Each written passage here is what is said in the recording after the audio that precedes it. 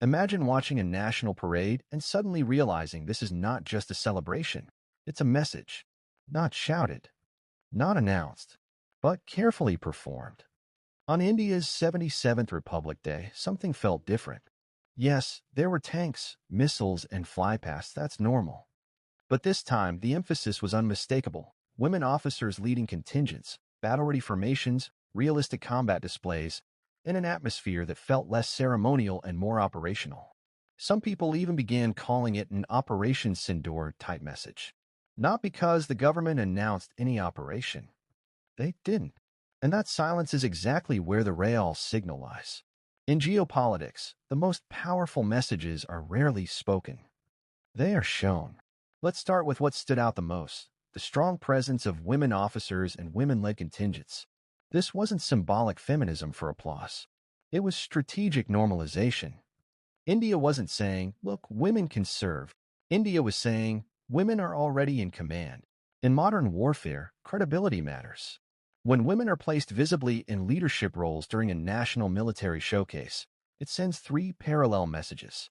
To Indian society, national security is no longer gendered. Capability defines authority. To the youth, the armed forces are not a legacy institution. They are a future-facing profession where merit and competence matter more than tradition. And to the outside world, India's military evolution is aligned with modern, professional, NATO-style force structures, not outdated stereotypes. This directly strengthens India's soft power with Western partners, especially in Europe and North America, where gender integration is seen as a marker of institutional maturity. Now look at the formations themselves. This year's parade units were not stiff or ornamental. They were lean, alert, combat-ready. The drills were tighter.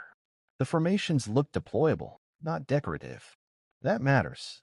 Parades are watched closely by foreign defense attachés, analysts, and intelligence agencies. They don't watch for music or color. They watch posture, spacing, command flow, and realism. What India showed was a force optimized for real conflict, not just display. That's why comparisons with Operation Sindoor began circulating, not officially, but organically. Because the messaging felt similar. Controlled strength, readiness without escalation, capability without provocation. Here's the key truth. India did not announce an operation because it didn't need to. Announced operations are for wars already decided. Silent signaling is for deterrence. This parade was a deterrence communication. To adversaries, especially those watching India's borders closely, the message was clear. India is not mobilizing emotionally. India is prepared institutionally.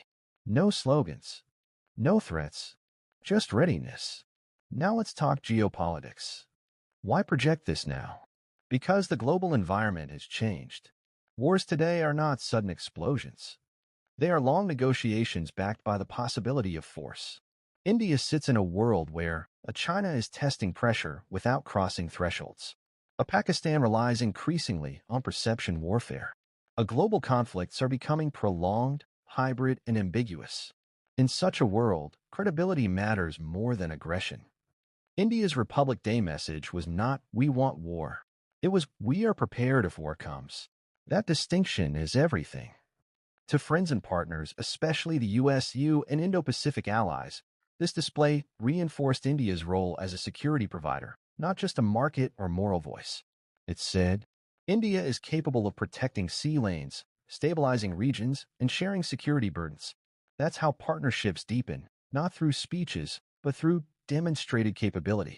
To rivals, the message was quieter, but sharper. No chest thumping, no escalation. Just this reality. India's armed forces are modern, disciplined, inclusive, and operationally ready. That kind of force doesn't need to threaten. Its existence is the threat. Now, the most important part, the message to Indian citizens. This parade wasn't meant to excite fear. It was meant to inspire confidence. Confidence that the country is not reactive. Confidence that institutions are evolving.